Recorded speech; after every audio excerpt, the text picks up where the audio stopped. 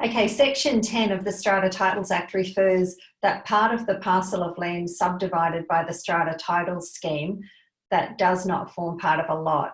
Please clarify what does not form part of a lot and is therefore the owner's responsibility to maintain. And then we've been given by this person a list of different parts of the lot and the common property, and it includes internal surfaces, tiling, ceilings which need to be painted and that type of thing, Shane.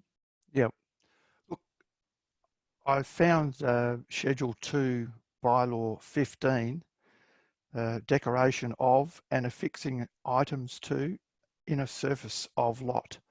And that covers a lot of what covers a few things that are there.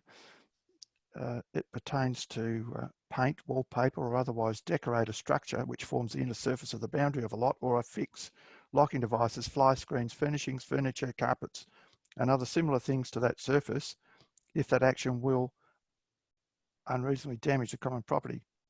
So you must not affix these things if it will unreasonably damage the common property, but you're allowed to do that so long as it doesn't create more damage.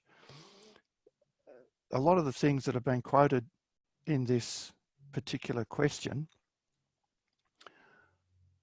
the ceiling, which needs to be painted from time to time, is the inner surface, and you're permitted to decorate that.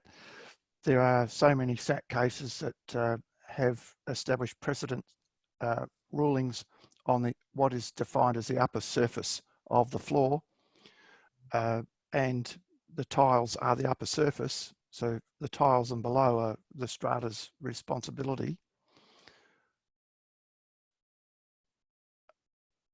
A tile bathtub, a concealed toilet system is an interesting thing, and that would depend on where the boundaries are, because the boundaries might extend to the external surface of the wall or the external surface of the building, or it might be the internal surface of the building.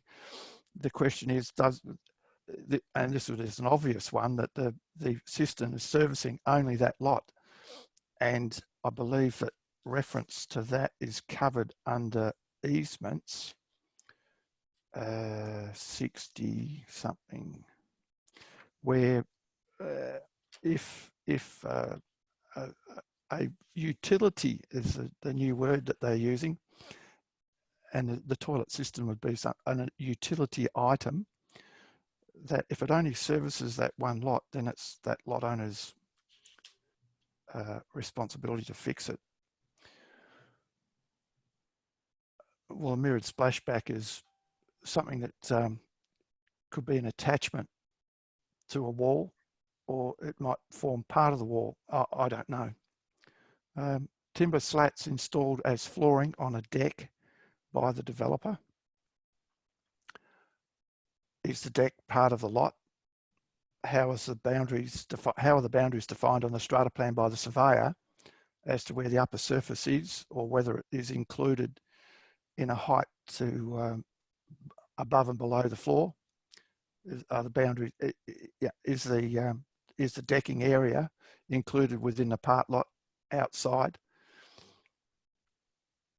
It could be that the upper surface of the floor are the timber slats, and that those slats could be part of the common property. A lot will depend on the type of strata plan that it is, as to whether it's a 3AB strata, what comes under Section 3AB of the Act, or it's a survey strata. In both cases, you'll be responsible. If it's under Section 32A or 32B, a lot will depend on how the boundary definition has been worded on the strata plan itself.